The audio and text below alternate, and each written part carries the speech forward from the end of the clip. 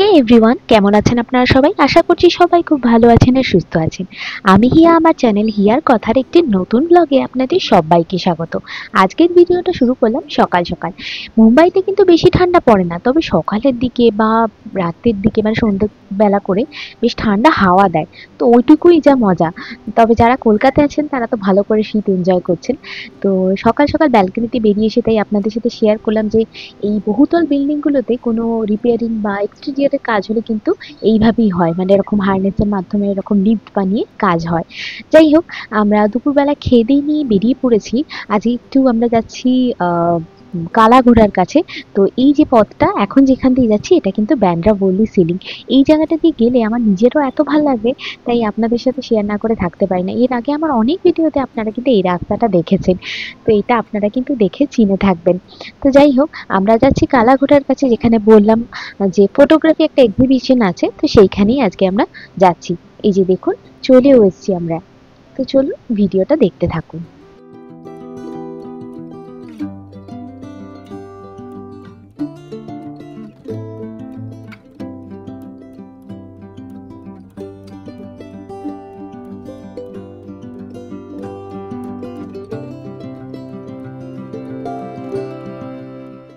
Wild life photographer Arzu খুরানার এটা একটা photo exhibition ছিল, সেখানে আমরা গেছিলাম।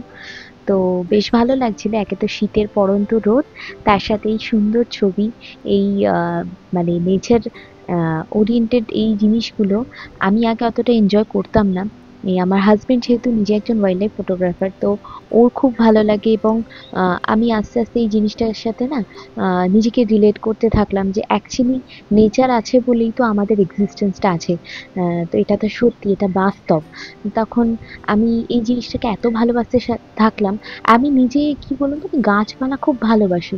হ্যাঁ, ওয়াইল্ড লাইফ সম্পর্কে আমার অতটা আইডিয়া ছিল না, তবে ধীরে ধীরে আইডিয়া একটু একটু হচ্ছে। যাই হোক, বেশ ভালো সময় কাটলো। সেখান থেকে বেরিয়ে আমরা কিন্তু এখন চলে এসেছি মেরিন ড্রাইভে। তো এখানে মানে আসলে, এইদিকে আসলে এই মেরিন ড্রাইভ এই চত্বরটা না গেলে না মনটা ঠিক খুঁতখুঁত করে, ভালো লাগে না। তাই চলে এলাম। আর এত সুন্দর সময় এলাম, ঠিক সানসেটটা যা মানে হচ্ছে, মানে সানসেটটা দেখতে পারলাম। মানে আরো যেন দেখুন এত অপূর্ব লাগছে মেরিন ড্রাইভ এলাকাটা এই সময়টা। যাই হোক, তারপরেই দেখলাম এখানে একটা সাইলেন্ট প্রোটেস্ট চলছে। একটা ক্যান্ডেল লাইট নিয়ে, মানে ক্যান্ডেল নিয়ে একটা প্রোটেস্ট চলছিল। তো আমি প্রথমে বুঝতে পারছিলাম না কিসের প্রোটেস্ট, তারপরে পোস্টার দেখে বুঝতে পারলাম রিসেন্টলি যে ঘটনাটা ঘটে গেছে ব্যাঙ্গালোরে আতুল সুভাষের সাথে। তো যাই হোক, উনি নিজে আত্মঘাতী হয়েছেন। তো এটা খুবই দুর্ভাগ্যের একটা ঘটনা। আহ, তো সেটার জন্যই সবাই যে যেভাবে পারছে আমরা কিন্তু জাস্টিসের জন্য বলছি।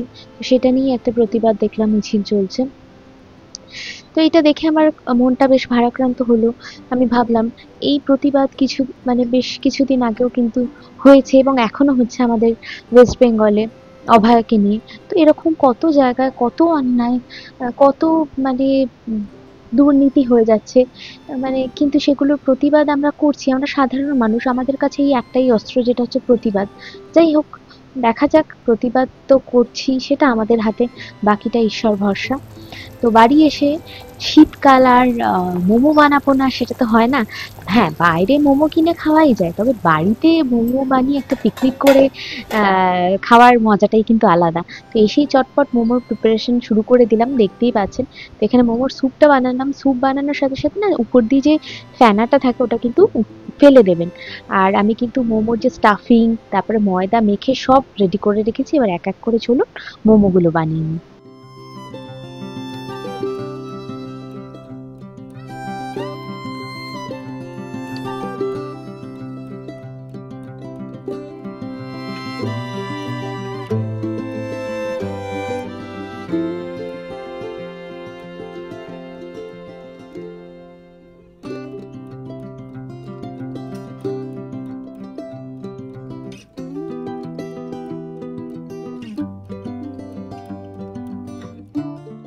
আমার কাছে এই ইডলি মেকারটা ছিল, আপনাদের কাছে মোমো মেকার থাকলে অবশ্যই মোমো মেকারে বানাবেন। আমি কিন্তু এই ইডলি মেকারে আগে মোদকও বানিয়েছি, আজকে মোমো বানালাম। তো এটা কিন্তু আমার বেশ কাজে দেয়। আর এটা মানে ইউজ করাও খুব সুবিধা, কোনো অসুবিধা কিন্তু সেরকম একটা হয় না, খুব ইজি। তবে হ্যাঁ, যাদের কাছে স্টিমার আছে বা মোমো মেকার আছে তারা তো অবশ্যই সেটা ইউজ করবেন। তবে যাদের কাছে নেই, নেই বলে মোমো বানাবো না সেটা নয়। মানে কিছু না কিছু একটা না একটা উপায় বা জুগাড় যেটাকে বলে সেটা কিন্তু আপনাকে নিজেদেরকে করে নিতে হবে। তো আমার কাছে মোমো মেকার ছিল না, আমার কাছে ছিল ইডলি মেকার, আমি সেটাতেই কিন্তু বানিয়ে ফেললাম ঘরোয়া পদ্ধতিতে মোমো। এখন আমি বানিয়ে ফেলেছি, এক একটা করে শেপ দিয়ে দিয়েছি। এখন আমার হাজব্যান্ডকে বললাম ও একটা একটা করে ওই যে ইডলি মেকারটার মধ্যে একটুখানি অয়েল গ্রিস করে নিয়ে তার মধ্যে এবার মোমোগুলোকে বসিয়ে দিচ্ছে। এবার এটাকে স্টিমে দিয়ে দেবো।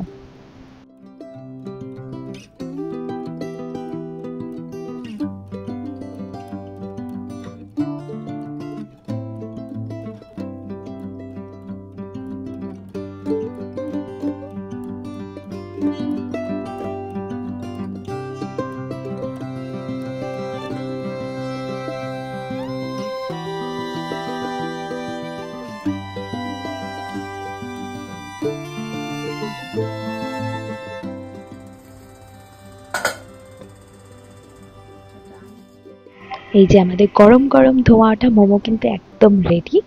ভেতরটা যেরকম জুসি ছিল আর বাইরেটা কিন্তু সেরকমই টেন্ডার। তো যাই হোক, দেখতে তো বেশ ভালো লাগছে, খেতেও কিন্তু বেশ ভালো হয়েছিল। তো এখন আমরা এক এক করে প্লেটে ঢেলে নিচ্ছি, দেখতেই পাচ্ছেন এত গরম যে তুলতেও বেশ অসুবিধা হচ্ছিল। তো মোমোর চাটনিটা কিন্তু চাইলে আপনারা বাড়িতে বানাতেই পারেন, মোমোর চাটনি বানানো খুব ইজি। আর যদি বানাতে না পারেন, কোনো কারণে সময় পাচ্ছেন না, যেমন আমি কিন্তু চাটনি বানাইনি, আমার কাছে মোমোর হট সস বাড়িতে থাকে, ওটা আমি রেখে দিই।